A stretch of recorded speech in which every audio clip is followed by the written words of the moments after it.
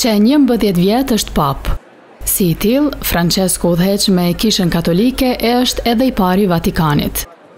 Duke qenë me këtë status, ai nuk ka grua. Kjo për faktin se klerikët e kësaj feje e kanë të ndaluar martesën. Por Francescoja ishte i ngazëllyer nga dashuria, si i ri, kur ende nuk ishte përkushtuar tërësisht dhe përfundimisht fesë. Këtë e ka pranuar dhe e ka shkruar në autobiografinë e tij, e cila pritet të botohet më 19 mars.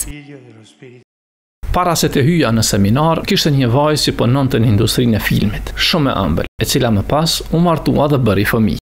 Papa ka treguar për vajzën të cilën e kishte takuar në dasmën e një familjari.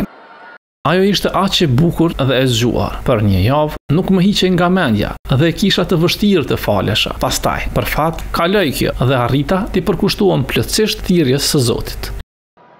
Në autobiografi, Papa postjerash e ka rrëfyer edhe historinë se si vendosi të mos shikoj televizor.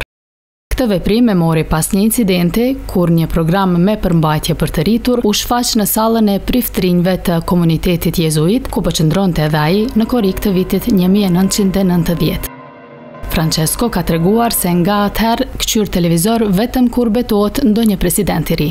Një rast tjetër i rrallë kur e ka bërë këtë, siç ka shkruar, ka qenë ai kur është rrëzuar një avion.